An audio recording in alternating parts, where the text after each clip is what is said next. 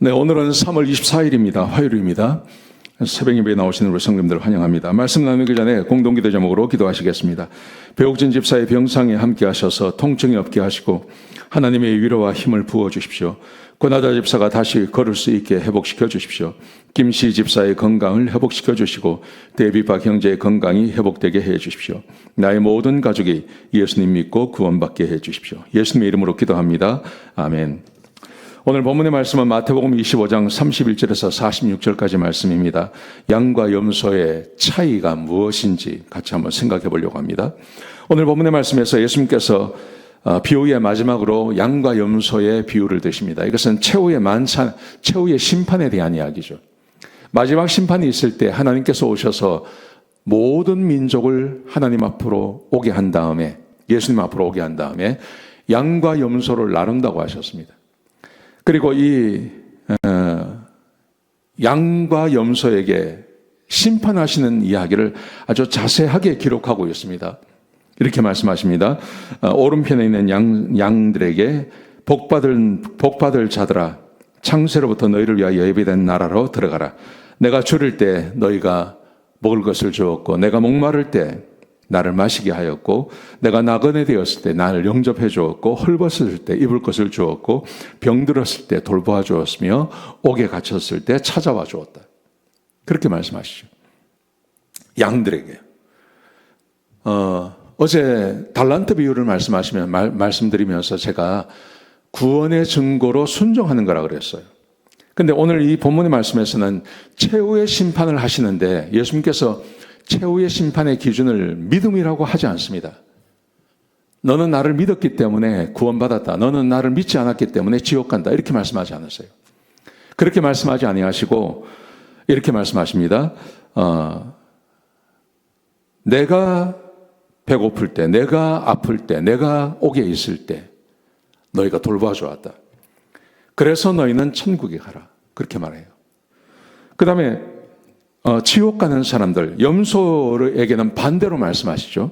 염소에게는 저주를 받은 자들아, 나를 떠나 마귀와 그의 사자를 위해서 준비한 영원한 불에 들어가라. 지옥불에 들어가란 말이죠. 그 이유가 뭐냐면 내가 줄일 때 먹을 것을 주지 않았고, 내가 목마를 때 마실 것을 주지 않았고, 내가 나그네 되었을 때 영접하지 않았고, 헐벗었을 때 입을 것을 주지 않았고, 내가 병들었을 때, 옥에 있을 때 나를 돌보아 주지 않았다. 이렇게 말씀하세요. 그랬더니 그 사람들이 묻습니다. 우리가 언제 주님께 그랬습니까? 이렇게 말하죠. 자, 여기서 이제 중요한 차이가 있습니다. 제가 이미 지난 토요일 날 다 말씀을 드렸습니다. 여기서 중요한 차이가 뭐냐 하면 이겁니다. 우리가 그냥 이렇게 쉽게 생각을 하면, 누군가를 이렇게 도와주는 것, 도와주고 누군가에게 먹을 것을 주고 누군가에게 필요한 것을 채워주는 것이 그게 천국 가는 건가? 이렇게 생각할 수 있습니다. 그런데 전혀 그런 말이 아닙니다. 이 말이. 전혀 그런 말이 아닙니다. 이 말의 의미는 뭐냐 하면 이겁니다. 예수님께서 내가라고 말씀하세요. 내가 했는데 너희가 돌봐주지 않았다. 이렇게 말씀하세요.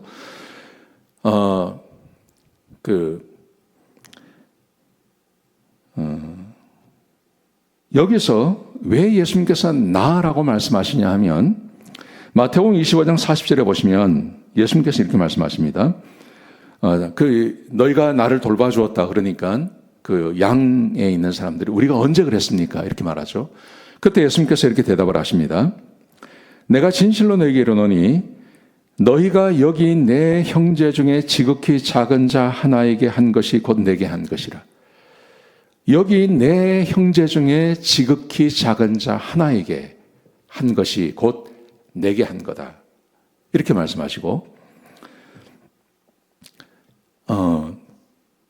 또 염소 쪽에 왼편에 있는 사람들에게 그 사람들도 똑같이 대답을 하죠. 아니, 우리가 언제 예수님께 그랬습니까? 그랬을 때 예수님께서 마태복음 25장 45절에 이렇게 대답을 하십니다. 이에 임금이 대답하여 이르시되 내가 진실로 너에게 이르노니 이 작은 자 하나에게 하지 아니한 것이 곧 내게 하지 아니한 거다. 근데 여기서 우리가 주목해 봐야 될 게 뭐냐 하면 40절에서는 내 형제 중에 라고 말씀하세요. 내 형제 중에 지극히 작은 자 하나에게 라고 말씀하시고 45절에서는 이 지극히 작은 자 하나라고 말씀하세요. 여러분, 구원을 받았다는 말을 예수님께서 구원받았다. 이것은 하나님의 권속이 되는 거죠. 하나님의 권속이 되는 겁니다. 그리고 예수님께서 제자들에게 새 계명을 주느니 내가 너희를 사랑한 것처럼 너희도 서로 사랑하라 이렇게 말씀하세요. 제한이 있는 겁니다. 제한. 내가 구원을 받고 하나님의 백성이 되었어요. 하나님의 백성이 되면 그러면 여러 가지 변화가 있습니다. 하나님을 알게 되고 하나님의 말씀을 알게 되고 하나님 말씀을 듣게 되고 이런 변화가 있고 또 하나 변화가 뭐냐면 예수 믿고 구원받은 사람, 그 사람이 처음 만나는 사람이든지 누구든지 딱 보면 그 사람을 알아봐요. 구원받은 하나님 백성을 알아봐요. 그래서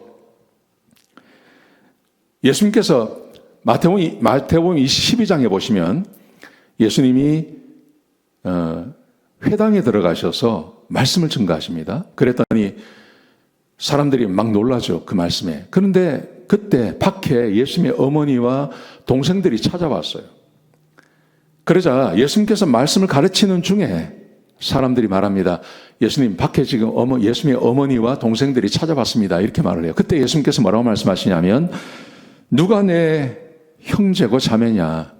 누구든지 하늘에 계신 내 아버지의 뜻대로 하는 자가 내 형제요, 자매요, 어머니다. 이렇게 말씀하세요. 여러분, 그런데 이게 상징적인 말이 아닙니다. 실제로 구원받은 하나님의 백성들은 누구를 알아보냐 하면 구원받은 하나님의 백성들을 알아봐요. 구원받은 사람은 구원받은 사람을 알아봅니다. 그리고 그 사람이 내 형제처럼 느껴지는 겁니다. 세상에서 자기와 비슷한 성향이 있는 사람들끼리 모이지 않습니까? 사기꾼들은 사기꾼들끼리 모이고, 도둑놈은 도둑놈들끼리 모이고, 골프를 좋아하는 사람들은 골프 좋아하는 사람들끼리 모이고, 이 사람의 성향이라는 게 있단 말입니다. 그런데 진짜 예수 믿고 구원받고 하나님의 백성이 된 사람은 그렇게 하나님의 백성으로 거듭난 사람을 알아봐요. 누가 내 형제고 자매냐? 누가 내 어머니냐? 하나님의 말씀대로 사는 사람이다. 예수님께서 그렇게 말씀하셨어요. 거듭난 하나님 백성들은 하나님의 권속이라고 그랬어요. 하나님의 권속이란 말이 하나님의 가족이라는 말입니다.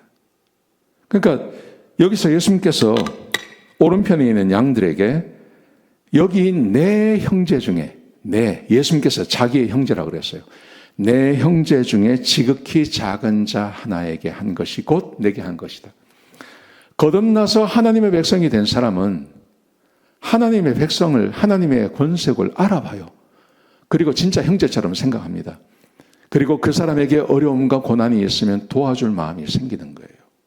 그래서 돕는 거예요. 그런데 보십시오.